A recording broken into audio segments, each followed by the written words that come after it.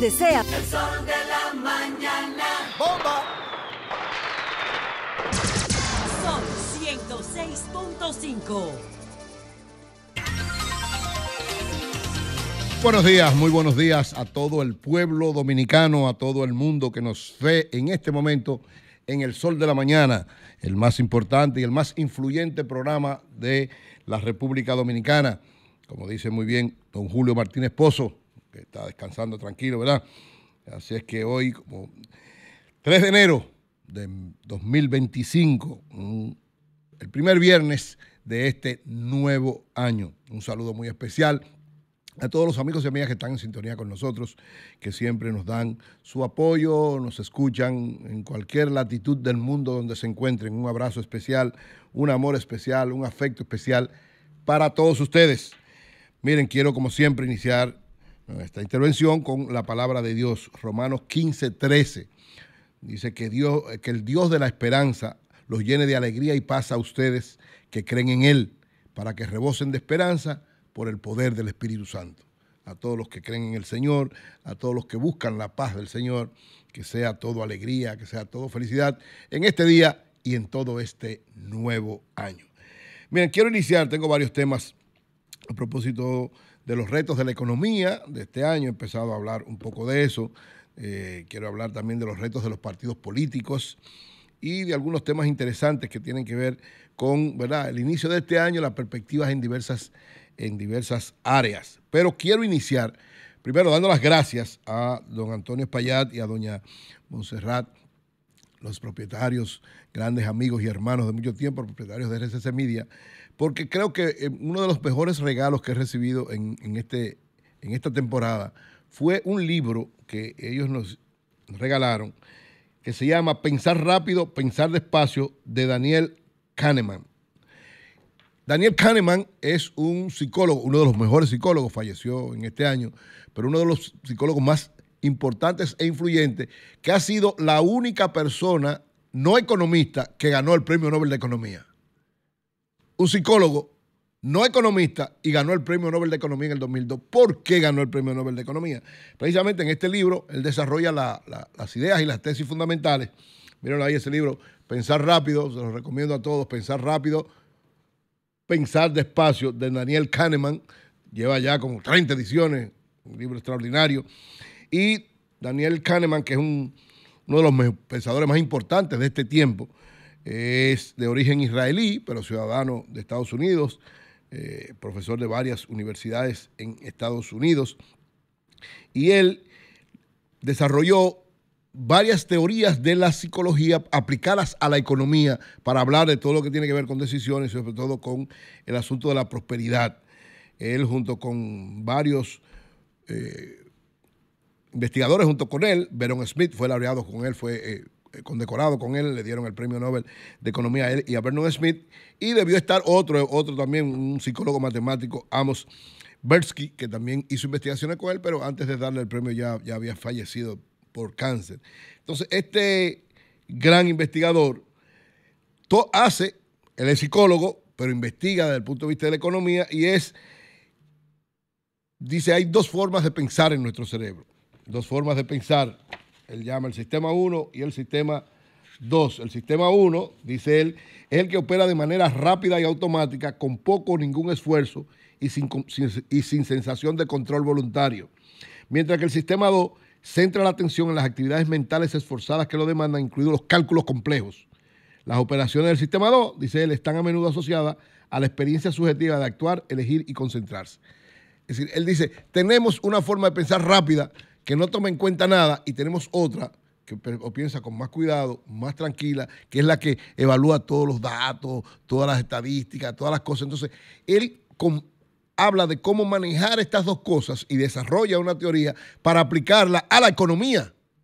Y precisamente esa investigación extraordinaria que logró desarrollar una serie de elementos importantes es lo que lo lleva a ganar el Premio Nobel de Economía. Este libro, de verdad agradezco a doña Monse y a Antonio Espaillat porque realmente empecé a leerlo y estoy fascinado con la cantidad de cosas que implica y sobre todo para este tiempo.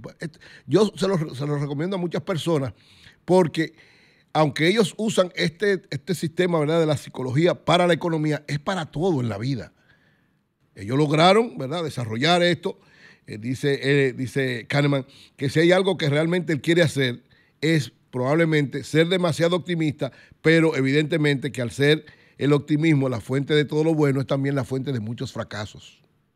Si usted tiene que saber ser optimista, siempre ser optimista, pero sus decisiones tienen que estar en una combinación, y él da una serie de pautas y de técnicas en torno a eso. Fue Premio Nobel de Economía, como dije, en el 2002, el único no economista que ganó el Premio Nobel de Economía. Todos los que han ganado el Premio Nobel de Economía han sido economistas de profesión, hasta el día de hoy, ¿verdad?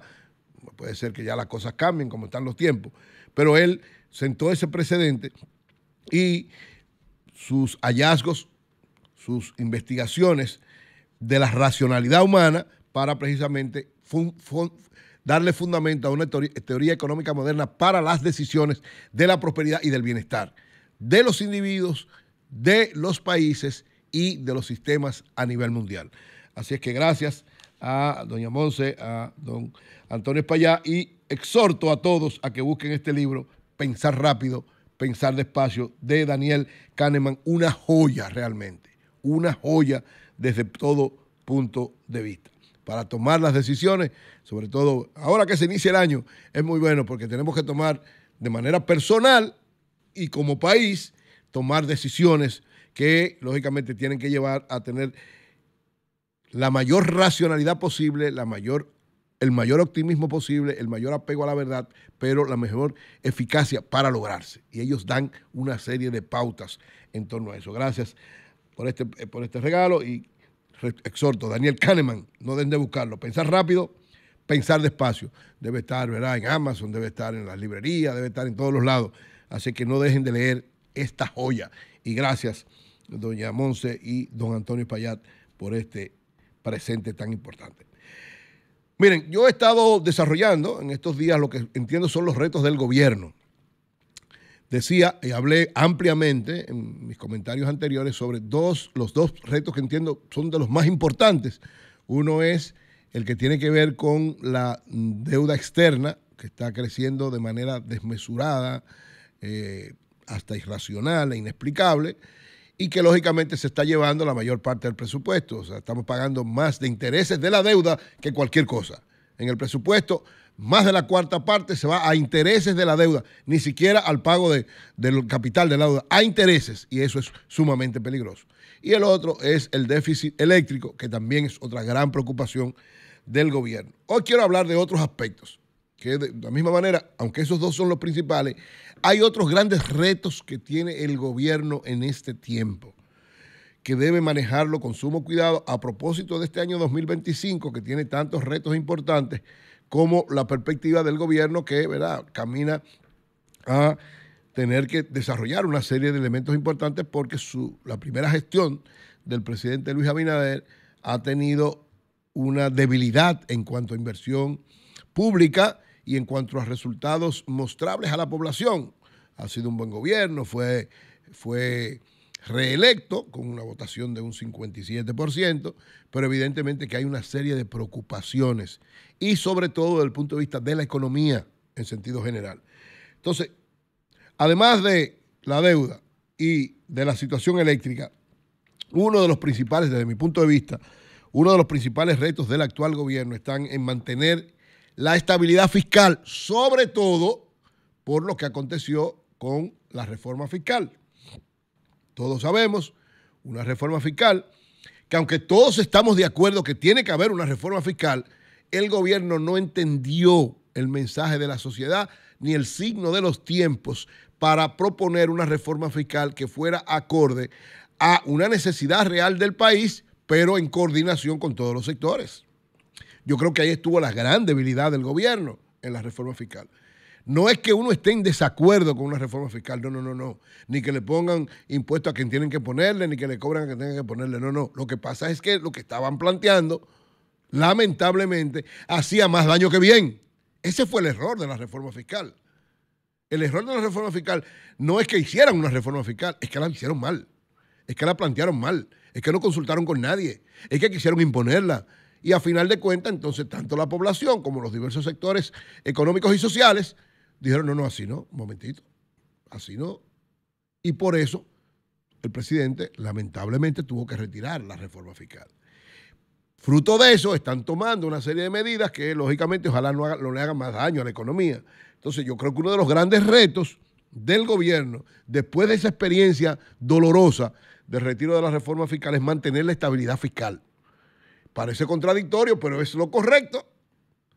¿Cómo se mantiene la estabilidad fiscal? Bueno, controlando el gasto público, controlando y cualificando el gasto público. O sea, ya que no va a tener tal vez tantos ingresos, aunque lógicamente hay que buscar opciones para más ingresos, pero como hay una especie ahora de reto importante porque se frenó lo que podría ser un ingreso importante con la reforma fiscal, ¿qué tiene que hacer el gobierno ahora? Introspectivamente verse, y ojalá puedan leer a Daniel Kahneman, ¿verdad?, para tomar una serie de decisiones. Ojalá Monse y Antonio le regalen este libro al presidente Luis Abinader, porque va a tener que tomar una serie de medidas para controlar y cualificar el gasto. Es decir, todo lo que es el gasto innecesario del gobierno. Cuando hablo de gasto innecesario, aquí todo el mundo sabe que hay una serie de gastos innecesarios, no en este, en todos los gobiernos, pero este tiene una presión mayor. ¿Por qué? Porque lamentablemente acaba de no lograr implementar esa reforma fiscal. Entonces, primer paso en lo que discute, en lo que evalúa, en lo que ve y en lo que toma medidas tal vez para bajar el nivel de evasión y una serie de elementos por lo que le hemos planteado que puede ser la línea. Mientras tanto, va a tener que controlar y reducir y cualificar el gasto público, tratando de llevar al mínimo el gasto innecesario. Ese es un gran reto del gobierno como una vía para mantener la estabilidad fiscal, que es responsabilidad, lógicamente, de las políticas monetarias del gobierno. Lo otro es, aunque ha habido una especie de control de las tasas de interés, el gobierno, y en eso sobre todo el Banco Central, la Junta Monetaria, tiene que hacer todo el esfuerzo para evitar que las tasas de interés suban. Mantenerlas más o menos estable, como han estado, igual como han mantenido la tasa de cambio, que lógicamente va creciendo de manera como debe crecer, o sea, porque nunca se va a quedar estancada, le hace daño incluso a uno de los sectores de la economía.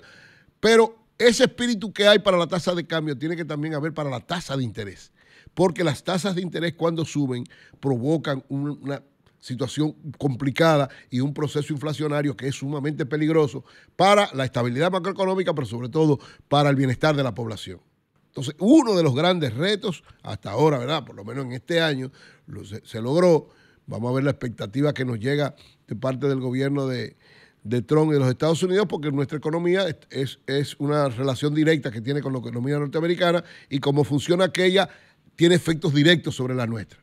Pero hasta ahora, este es otro de los grandes retos, que en este año se mantengan las tasas de intereses estables. No es que no van a crecer, pero que si crecen sean levemente, que no se vayan a disparar, que provoquen un proceso inflacionario peligroso. Tiene dos grandes retos el gobierno este año, también por errores cometidos el año pasado. Uno de los errores, al igual que el de la reforma fiscal, es el de la reforma laboral. Otra cosa que nadie entendió, que la llevaron al Congreso sin estar previamente discutida como debe ser y con el tema principal. Recuérdese que el problema principal de la reforma laboral es la cesantía. Ese es el tema fundamental. Todas las otras cosas se pueden discutir, todo el mundo puede estar de acuerdo, el problema es la cesantía. Y en la cesantía, lamentablemente, el sector patronal y el sector de los empleados no se han puesto de acuerdo.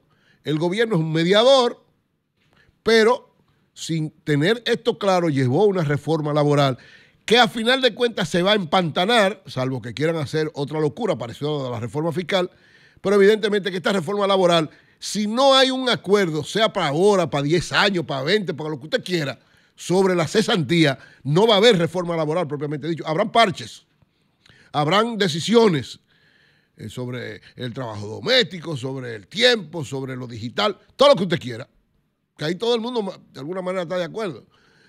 El problema central de la reforma laboral es eso, que al mismo tiempo es el tema central del Código de Trabajo. Una cosa va vinculada a la otra. Entonces, este es un reto que tiene el gobierno. Muy importante este año, que no sé cómo lo va a manejar. Vamos a esperar a ver ahora si se logra los empleadores han sido firmes en decir que ellos creen que debe haber un cambio. Ellos no quieren que se quite la cesantía, pero sí que tiene que haber un cambio en la forma de darla. Los empleados, el sector laboral ha dicho que no quiere ningún cambio de ninguna naturaleza. Entonces ahí va a haber el gobierno, el presidente, el ministro de Trabajo, el área del gobierno, que es el mediador entre estos dos sectores, buscarle la vuelta, buscar una forma de que de alguna manera se entiendan, pero no es fácil, realmente no es fácil. Es otro de los grandes retos que tiene el gobierno. Otro gran reto del gobierno en este año es la aprobación de la nueva Ley de Seguridad Social. Este es un reclamo, recuérdense que la Ley de Seguridad Social es del año 2001, tiene ya 24 años, en el 2025 ¿verdad? Va a cumplir 24 años, casi un cuarto de siglo.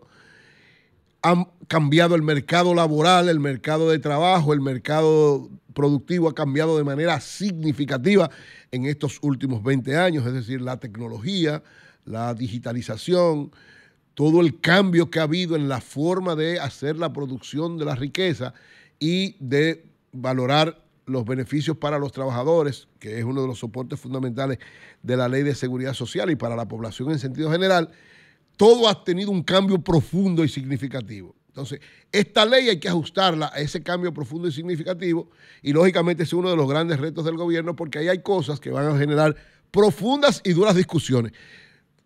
Hay una realidad política y una realidad congresional que, ¿verdad?, favorece al gobierno de manera absoluta, pero cuando se trata de cambios de esta naturaleza, no importa que un partido domine el Congreso completo, eso no importa, porque aquí se trata de la sociedad en sentido general que está afectada y ya vimos la experiencia de la reforma fiscal, cuando una propuesta de cambios no tiene una orientación clara y afecta a demasiados intereses, encuentra una oposición fuerte que la lleva a reflexionar al gobierno y hasta tener que recular en algunos casos. Entonces, la seguridad social tiene varios aspectos que van a tener que ser discutidos ampliamente, las ARS, los fondos de pensiones. O sea, hay una serie de temas que de por sí solos son sumamente conflictivos, sumamente contradictorios, que deben ser discutidos con mucho cuidado y que las propuestas deben ser bien planteadas y sobre todo bien discutidas y consultadas.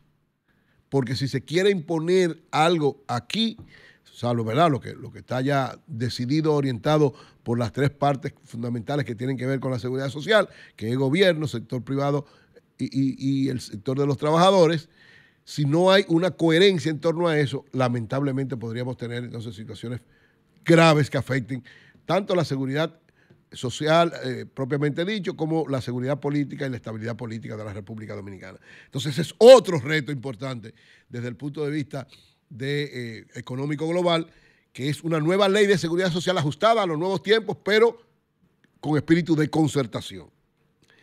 Otro reto que tiene el gobierno en este año, aunque hemos tenido una inversión extranjera que ha fluido de manera amplia y rápida, uno de los grandes retos es seguir aumentando esa inversión extranjera. Es decir, nosotros no podemos permitir que por cualquier situación que fuese, y yo creo que de alguna manera la reforma fiscal llevaba a eso, gracias a Dios que no se aprobó esa reforma fiscal, porque iba a provocar, sobre todo en el caso del turismo, en el caso de la agricultura y en el caso de cine propiamente dicho, eran tres sectores que iban a estar de manera directa afectada a esa inversión extranjera si se aprobaba esa reforma fiscal. Entonces, el gobierno tiene que seguir estimulando esos diversos sectores que atraen inversión extranjera, consolidándolo, dando facilidades para que siga aumentando, porque la inversión extranjera es uno de los soportes importantes del crecimiento para poder lograr algunos niveles de desarrollo. Si la economía tiene que seguir creciendo, nuestra economía tiene que seguir en ese espíritu que está, ¿verdad?, de seguir creciendo, sobre todo para poder enfrentar cualquier situación difícil que venga. Entonces, otro elemento y otro reto del gobierno es el incremento de la inversión extranjera. Hay expectativas en varios sectores en torno a eso para este año, que lógicamente el gobierno tiene que canalizarlo mucho mejor. Hay varios proyectos en términos de turismo que implican una amplia inversión extranjera, en términos de zona franca, en términos de industria en sentido general. Y propiamente en el plano de la industria hay un elemento que yo creo que también es uno de los grandes retos del gobierno desde el punto de vista económico en este tiempo, es aprovechar lo que se conoce como el nearshoring. ¿Qué es el nearshoring? El nearshoring significa que nosotros estamos por nuestra cercanía al mercado de mayor consumo del mundo, que es Estados Unidos. Nosotros somos un territorio importante, un punto importante para que empresas de otros lados, sobre todo con esta política que va a tener Estados Unidos de afectar, ¿verdad?, con impuestos y con aranceles, una serie de cosas. Nosotros somos un punto importante por la fortaleza de nuestra economía, por nuestra capacidad de producción, para que vengan empresas de otros lados a servirnos de puente para entrar a Estados Unidos, para producir aquí o para servir nosotros de puente, de canalización, por nuestra facilidad que tenemos para llegar al mercado de los Estados Unidos, que es el mayor mercado del mundo todavía, ¿verdad?, con esta presión que tenemos de China, pero es nuestro principal aliado comercial Estados Unidos. Entonces, el nearshoring debe estar, ojalá el gobierno esté en eso. Todavía no se han dado pasos que se vean claros y precisos, pero hace tiempo que el gobierno está jugando con eso y el sector privado está impulsando este nearshoring. Debe haber ahí un buen one-two, una buena combinación. Yo no sé si una alianza público-privada propiamente dicho, porque la alianza público-privada están teniendo como algunos traspiés, pero tiene que haber un acuerdo claro para que nosotros, la República Dominicana, se aproveche al máximo el nearshoring y pueda conseguir que muchos capitales vengan aquí, que muchos productos puedan pasar por aquí y entrar a Estados Unidos por nuestra facilidad con ese mercado, nuestra cercanía, nuestra facilidad de negociación y nuestros acuerdos con Estados Unidos. Entonces yo creo que eso es otro de los grandes retos desde el punto de vista económico que tiene la República Dominicana. En cuanto al turismo, aunque es la economía, una de las áreas de la economía que está más consolidada, que está más fuerte, tiene una gran perspectiva para este año, pero Fran Rainieri, el fundador de Punta Cana, del grupo Punta Cana, cuando se estaba celebrando los 11 millones de turistas, dijo algo que yo creo que tiene que ser bien tomado y cuidado. Yo sé que tanto el ministro de Turismo como, ¿verdad?, el que ahora es el presidente ejecutivo del grupo Punta Cana, su hijo Fran Elías Rainieri, y todo el sector sabe manejarse muy bien en este aspecto. Pero oigan, qué importante esto que está planteando Fran Rainieri, el fundador del grupo Punta Cana. Ustedes saben que el gobierno ha dicho, después de estos 11 millones, la meta para este año 2012, o sea, en el 2024 conseguimos 11 millones de turistas ya. La meta, dijo el presidente, para el 2025 son 12.5, es decir, 1,5 millones más de turistas. Fran Rainieri, el fundador de Punta Cana, dice, hemos tenido años extraordinarios. No podemos pretender que todos los años vamos a crecer en doble dígito, y más porque los números ya son muy grandes. El 10% de 11 millones es 1 millón de pasajeros más. Yo creo, dice él, o sea, el que más conoce o uno de los que más conoce el sector turístico, dice, yo creo que en el 2025 vamos a crecer de 5 a 7% en el turismo. Eso quiere decir entre 500,000 y 700,000 visitantes en este año. Entonces, un reto del gobierno, el presidente ha puesto, ¿verdad?, al sector turístico diciendo, bueno, aunque la perspectiva es que pueda crecer de un 5 a 7, el presidente ha dicho, no, tiene que crecer un poquito más, tiene que crecer un 12, porque la meta es 12.5 millones de turistas o de visitantes, ¿verdad?, con vocación turística. Entonces, eso es un gran reto que tiene el gobierno. Yo creo que se podría alcanzar. Yo particularmente, o sea, pienso que ahí Fran Rainieri es conservador, lógicamente él sabe cómo se maneja, porque pueden haber contingencias, puede haber situaciones especiales, pero el ritmo que lleva el turismo dominicano, si continúa en esta misma orientación, la eficacia con que se ha manejado, la visión que ha tenido todo el área turística, tanto el ministro como todo el grupo de empresarios privados del turismo, es de que saben asumir los retos. Y uno de los retos, precisamente, para lograr esto, hay dos cosas importantes que tienen que lograrse este año de manera lo más consolidada posible. Una es ampliar la conectividad aérea, es decir, conseguir más mercado de turistas que puedan venir. Hay perspectivas buenas para eso, porque, por ejemplo, si Donald Trump logra frenar la guerra Ucrania-Rusia, lograr algún nivel de acuerdo, alguna posibilidad, podríamos rescatar ese mercado ruso y ese mercado ucraniano que venían a República Dominicana como turistas. Entonces, esa es una posibilidad. Lo mismo, si este acuerdo de cielos abiertos permite que se bajen relativamente un poco los precios de los pasajes para venir a República Dominicana y que haya más líneas, tanto norteamericanas o algunas dominicanas, que puedan también mover más personas de diversos destinos, eso también va a influir extraordinariamente para aumentar los niveles de turistas. Y la política que se está llevando de mercados muy importantes, consolidados, como el caso de Sudamérica. Recuerden, en Sudamérica hemos aumentado bastante Colombia y Argentina, que tienen niveles económicos más o menos interesantes. Hemos aumentado un poco Brasil. O sea, si se desarrolla una política agresiva con esto, combinada con el aumento de la infraestructura turística, que también hay grandes proyectos. Bueno, nosotros vamos ahora, el programa vamos para Fitur, donde también seguro habrá una gran inversión. Lógicamente, hay inversiones que van a durar 2 o 3 años, pero hay inversiones que van a estar este año. Creo que el hotel del Grupo Punta Cana de 400 habitaciones y varios hoteles que van a estar en Miches y varios hoteles que van a estar en Puerto Plata, es posible que algunos de ellos estén funcionando para este año, lo que implica un aporte importante para poder lograr esa meta que ha planteado el presidente, que yo creo que hacia eso se va a trabajar y es posible que, aunque Fran Rainer dice que ser un poquito conservador en eso, pero pienso que podría lograrse también. Y ese es uno de los grandes retos. Mayor conectividad, mayor infraestructura y seguir tocando mercados importantes que pueden llegar a la República Dominicana que todavía no están con nosotros. El otro gran reto del gobierno es el sector agropecuario. Todos estamos claros y conscientes que el reto mayor es dar pasos concretos para que la mano de obra del sector agropecuario en su mayoría sea dominicana. Ese es el gran reto. Lo ha dicho todo los que están alrededor de este sector y en especial creo que uno de los más claros que lo ha planteado es Omar Benítez, antiguo secretario de Agricultura y presidente de la Junta Agroempresarial. Y él dice, Omar Benítez dice algo interesante, dice que si se empieza una política clara desde ahora, y yo creo que el gobierno de alguna manera está tratando de trabajar eso. Oigan lo que dice Omar Benítez, que conoce muy bien el sector agropecuario. Dice que si empezamos a trabajar y somos firmes, coherentes y persistentes en una política clara de ir cada vez más dominicanizando la mano de obra del sector agropecuario, en un periodo de 5 años estaríamos logrando el 50% por lo menos o un poquito más de la mano de obra dominicana, que sería un avance bastante significativo. ¿Por qué? Porque si hay facilidades y condiciones en el sector agropecuario para la mano de obra dominicana, es un mercado que lógicamente, porque la gente quiere trabajar. La gente quiere trabajar. Lógicamente, usted no puede trabajar en condiciones de esclavo si hay otras opciones por otro lado.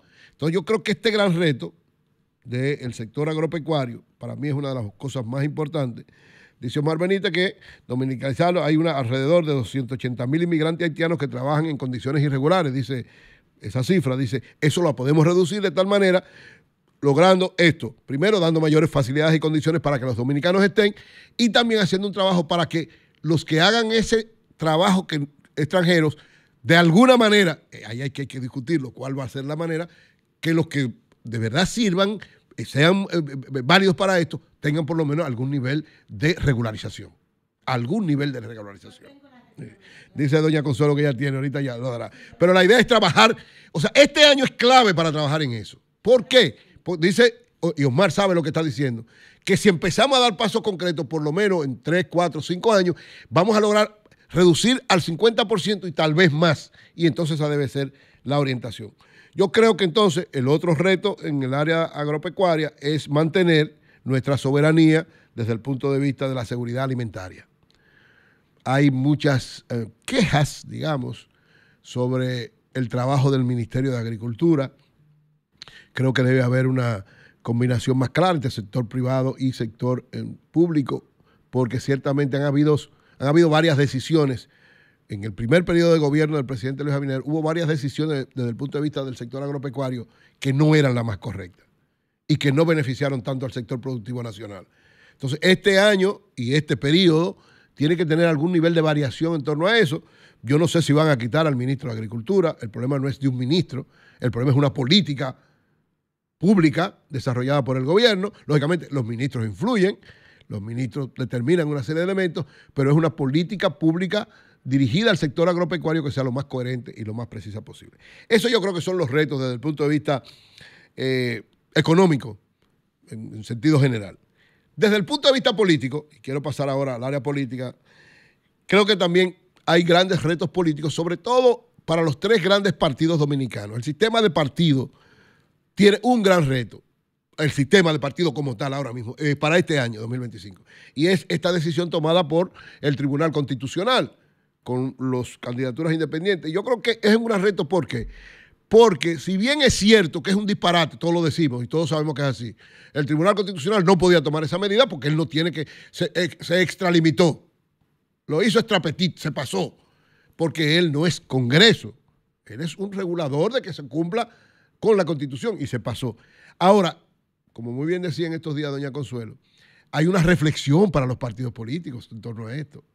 ¿Por qué? Porque las candidaturas independientes no son, digamos, una sustitución de los partidos políticos, son una presión para los partidos políticos si no cumplen con su tarea. O sea, si las candidaturas de los partidos no cumplen con satisfacer las necesidades de la gente y aparece un carajo a la vela, digamos, o un buen candidato, porque puede ser un buen candidato, que conecte con la población y pueda hacerlo, perfecto. Ahora, en lo que sí hay que estar claro, y yo creo que es el gran reto de los partidos como sistema, es que la Junta Central Electoral para una candidatura independiente tiene que ponerle las mismas regulaciones que la de los partidos políticos, porque entonces ahí habría privilegio para el independiente.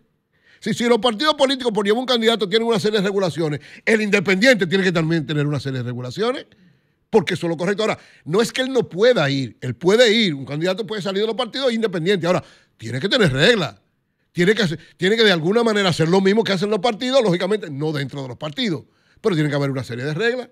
Y ahí entonces la Junta tiene que jugar un papel estelar. Yo creo que Román Jaques tiene visión en torno a eso y lógicamente él no va tampoco a extralimitarse, porque él no puede extralimitarse por encima del Congreso, pero lógicamente esta decisión, lo primero es que tiene que ser quitada y entonces evaluar cómo los partidos, los sectores independientes, porque eso es una presión de la sociedad civil, señores. O sea, la sociedad civil que quiere quedarse con todo siempre. Entonces, eso también tiene que ser regulado.